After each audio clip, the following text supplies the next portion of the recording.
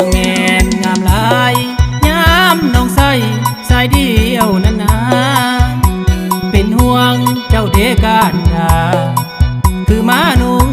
สุดเสียวแบบนี้เสื้อสายน้อยน้อยหอยเคียงติงติงพอดีแฟชั่นสมัยเดี๋ยวนี้ประหยัดดีแท่น้องลาเสียวน้ำเจ้าลายย่านสายดูดสิบ่หูเมื่อนี่บ่นุกสินบ่เหลือเสื้อบ่พอผู้หานเพิ่นว่าบ่ห่วงสายเสื้อกะห่วงเจ้าของแน่นาบัดเกิดเหตุสุขเสริญมาจักหน่อยสิว่าบ่เตือนคำแพงน้องใส่สายเดียวไปเที่ยวยามเศร้ายามแลงโอ้ยคือเป็นตาแยงสะอ่อนผิวนวลน้องลาสายเดียวแอวเคิน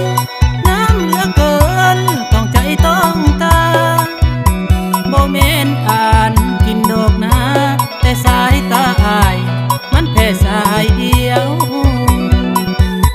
สายเดียวงามหลายสิซื้อให้เอาบ่น้องลา7 วัน7 สีโลดนาราคาเท่าใดบ่เกี่ยวถ้าเป็นไปได้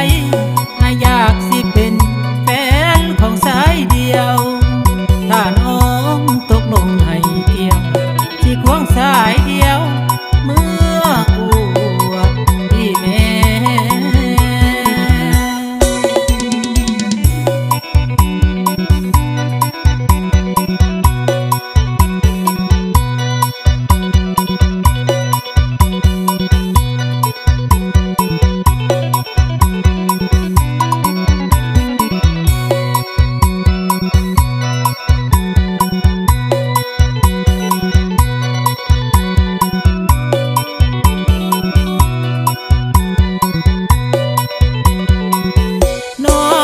สายเดียว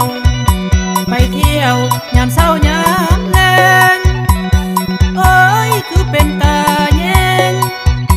สะอ่อนผิวนวลน้องลาสายเดียวแอวเคินน้ำเหลือเกินต้องใจต้องตาบ่แม่นอ่านกินดอกนะแต่สายตาอายมันแค่สายเดียว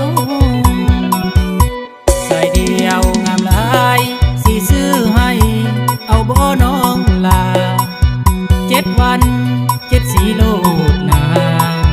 ราคาเท่าใดบ่เกี่ยว